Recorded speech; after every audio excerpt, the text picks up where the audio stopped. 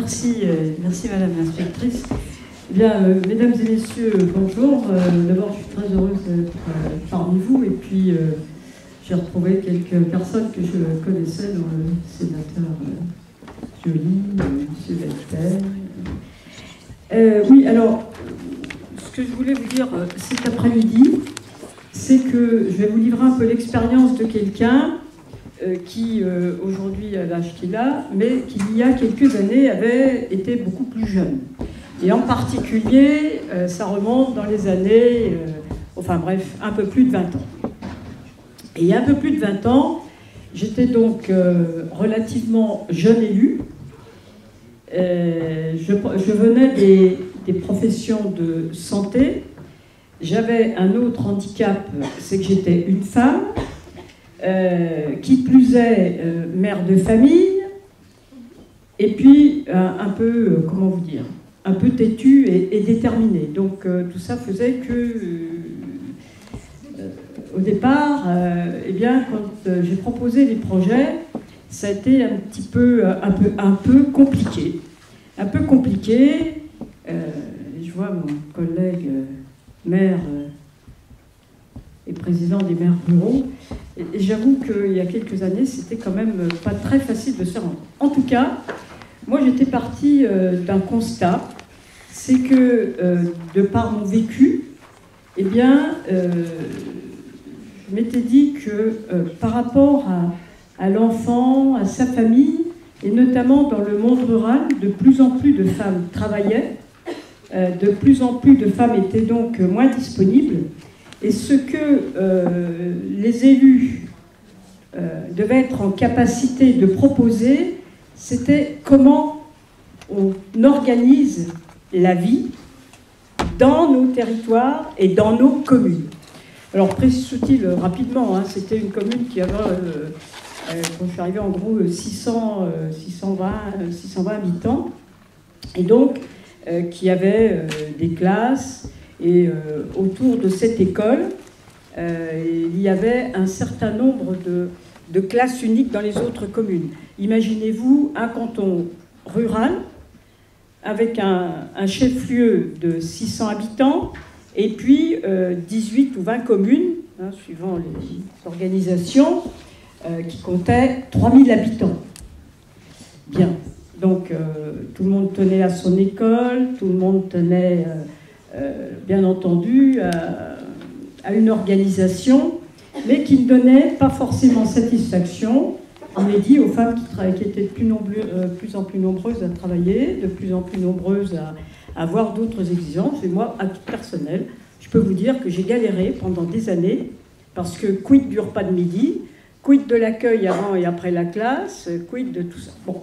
Donc, une fois que j'ai fait les constats, j'avais la chance aussi d'avoir eu la confiance du président du département de la Côte d'Or, à l'époque Louis de Broissia, et je lui avais dit, je pense que dans nos territoires ruraux, il y a vraiment un travail à conduire autour de l'école, de l'éducation et de ce qu'on apporte à nos jeunes et à nos enfants et à nos familles.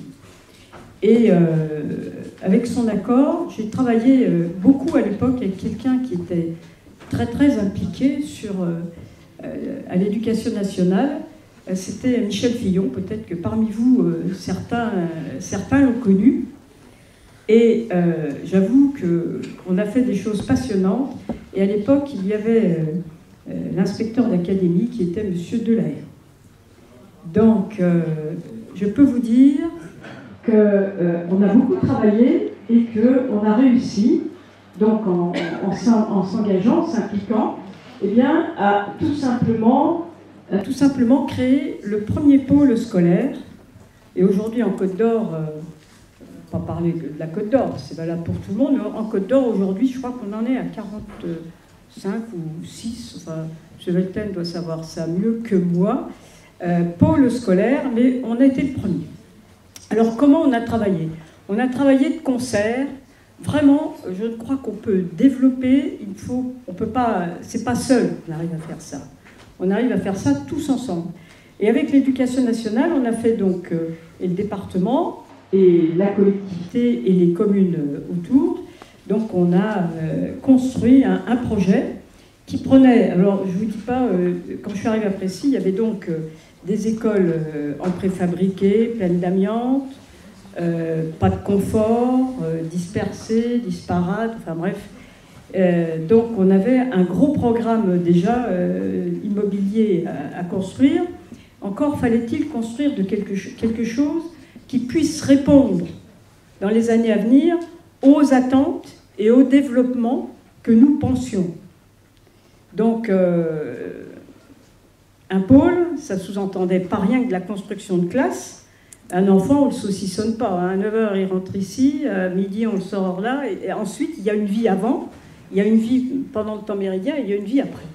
Donc, on a porté dans les pôles scolaires, au début, même si c'est un peu évolué maintenant, on avait mis un peu des obligations, notamment le point de restauration scolaire, l'activité, la possibilité d'accueillir l'enfant avant et après la classe, une salle d'activité, etc. Il y avait l'informatique, puisqu'on était au départ, là aussi, il y a quelques années, sur le numérique. Et puis, il y a un travail très intéressant qui avait été conduit avec l'Éducation nationale, c'est-à-dire que les postes des enseignants, quel qu'il soit advenu, étaient figés pour 3 ans.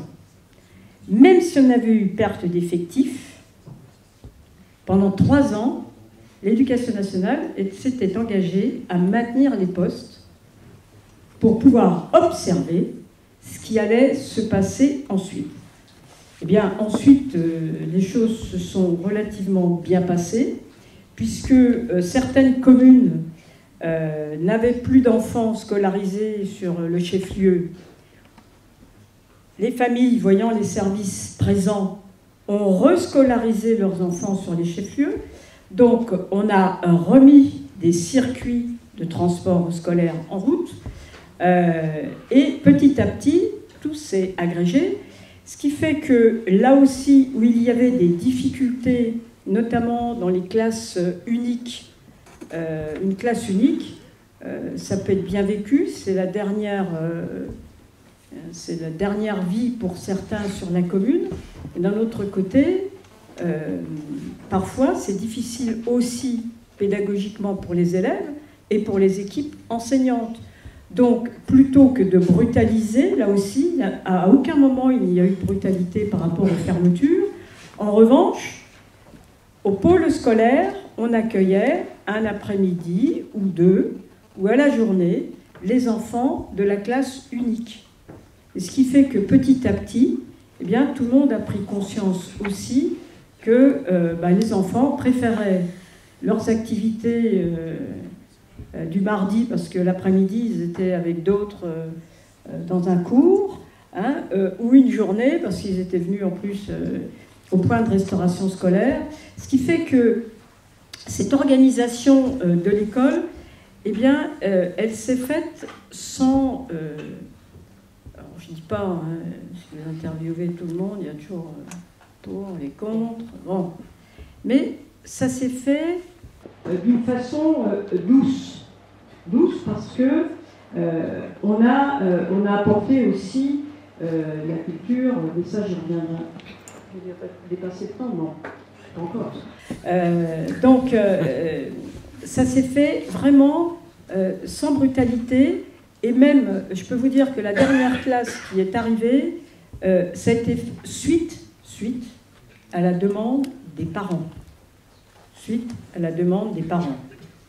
Donc, on voit bien que si on s'y prend avec douceur et beaucoup d'engagement, mais je vous dis sans brutalité, on y arrive. Alors, parallèlement, ce qu'on a fait aussi, cette fois, entre-temps, vous devez vous douter que tout ça, ça ne s'est pas fait, ça s'est fait en quelques années. On est passé en intercommunalité, et l'intercommunalité, elle, a fait le choix en même temps de créer un outil intercommunal qui est une médiathèque, en proximité du pôle scolaire. On a créé aussi une crèche en proximité du pôle scolaire. La commune a recréé une salle gymnastique, judo, en proximité du pôle scolaire, le tout dans un parc, avec les équipements sportifs qui vont bien autour, ce qui fait qu'on a vraiment un pôle à la fois culturel, sportif et éducatif sur le même secteur. Et malgré tout, on a essayé de conserver des regroupements pédagogiques entre deux anciens chefs-lieux, que sont les chefs-lieux, pour ceux qui les connaissent, de Vito et Précy, et on a créé un RPI, et l'intercommunalité que je préside actuellement, eh bien, a même ouvert sur ce RPI pour le conforter. Je vois que vous arrivez, donc a ouvert l'accueil péri-extrascolaire pour aussi conforter en milieu rural ce RPI. Voilà. Alors, je vous dirais très franchement que moi, comme je crois qu'il y a quelque chose qu'il faut qu'on soit bien convaincus les uns et les autres, c'est que, on peut être fiers de nos territoires. On peut être fiers de nos territoires. Quand il y en a certains qui me disent « Ah ouais, il y a de moins en moins de monde », je dis « Faites pas cette tête-là, quand vous dites ça, vous allez les faire fuir. » Ouvrez-leur largement un grand sourire et dites-leur « On est bien ici. On aime les gens avec qui on travaille. Il faut être passionné. Il faut être passionné. Et il faut aimer les gens. Et quand on est passionné par son territoire et qu'on aime les gens, on peut soulever tous ensemble des montagnes pour peu qu'on se mette tous ensemble autour de la table. Voilà, je vous remercie.